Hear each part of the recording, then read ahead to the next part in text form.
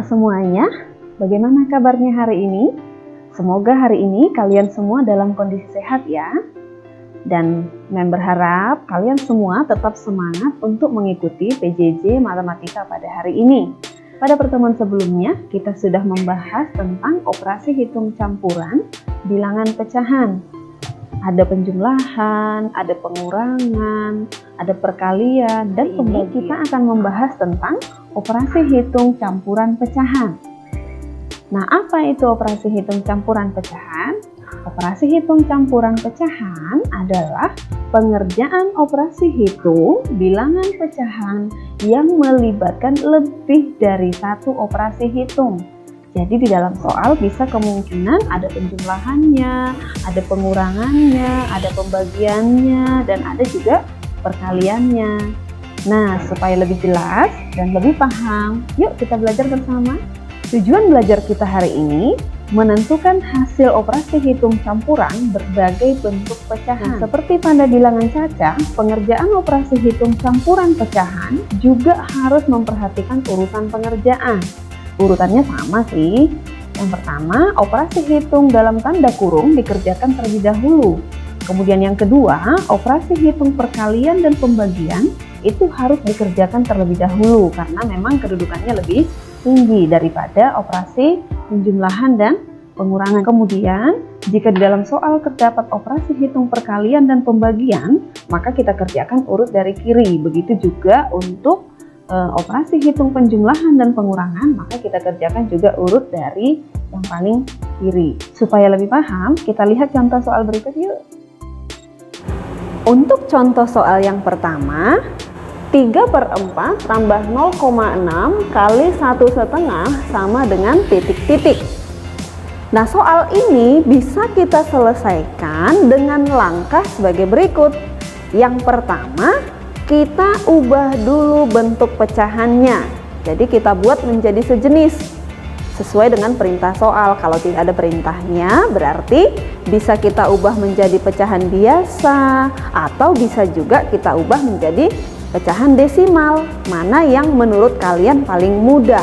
Tetapi kalau di soal diminta pecahan biasa, berarti kalian harus membuat menjadi pecahan biasa. Sekarang kita ubah dulu menjadi pecahan biasa. Maka 3/4 ditambah 0,6. 0,6 berarti sama dengan 6/10 dikali 1/2. 1/2 berarti 1 kita kalikan dengan 2. 1 kali 2, 2. Kemudian ditambah 1 menjadi 3/2.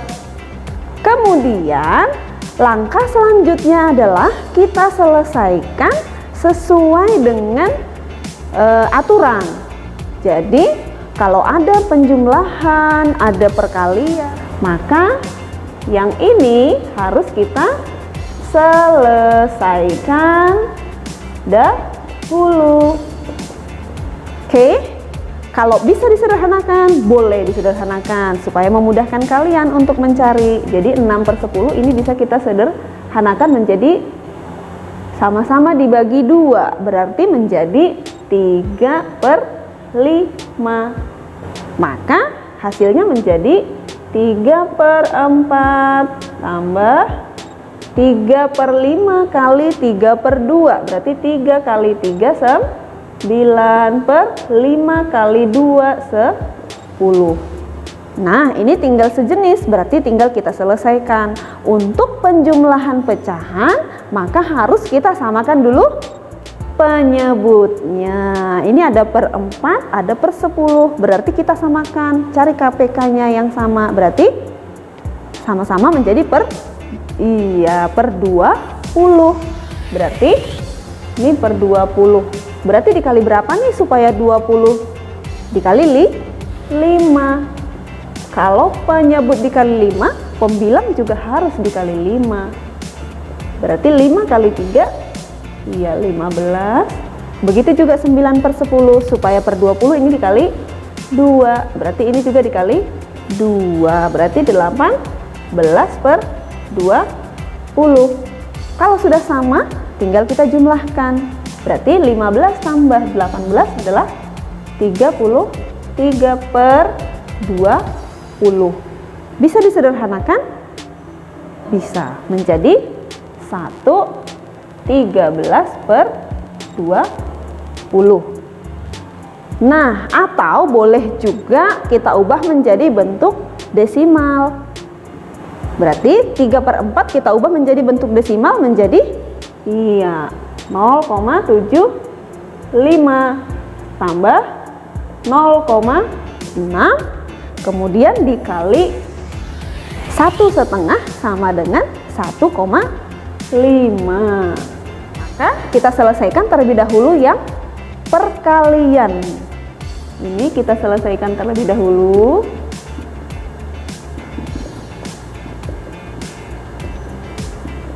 Berarti 0,75 tetap ditambah 0,6 dikali 1,5 0,9 berarti sama dengan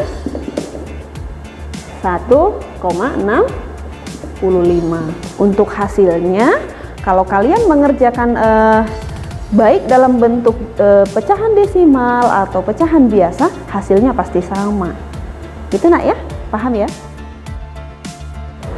Contoh yang kedua, 35% ditambah 24/5 dikali 0,25 ditambah 1/5 sama dengan titik-titik. Maka langkah yang pertama kita samakan terlebih dahulu bentuk pecahannya. Misalnya kita buat menjadi pecahan biasa semua. Maka 35% artinya 35/100 tambah 24/5 berarti 2 kita kalikan dengan 5 berarti 10 tambah 4 berarti 14/5 kali 0,25 berarti 25/100 tambah 1/5. Kemudian kalau ada yang bisa disederhanakan, kita sederhanakan terlebih dahulu. Berarti 25/100 itu sama dengan 1/4. Maka yang dalam tanda kurung kita selesaikan terlebih dahulu. Ini kita selesaikan.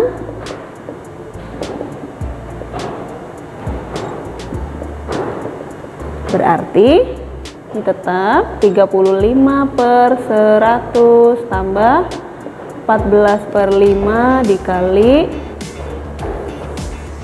1/4 tambah 1/5. 1/4 tambah 1/5 maka kita samakan terlebih dahulu penyebutnya. Berarti sama-sama per 2 kali. 35/100 tambah 14/5 dikali 1/4 menjadi per 20 berarti harus kita kalikan dengan 5. Ini juga harus kali 5 berarti 5/20 ditambah ini berarti kita kali 4. Ini kali 4 berarti 4/20. Kalau sudah sama penyebutnya maka tinggal kita jumlahkan. Berarti 35/100 tambah 14/5 dikali 9/20. Kemudian ini bisa kita coret. Sama-sama dibagi 2. Ini sama dengan 7, ini sama dengan 10. Berarti menjadi 35/100 tambah 7/5 dikali 9/10. Kemudian kita selesaikan terlebih dahulu yang bentuk perkalian. Jadi ini kita selesaikan dulu.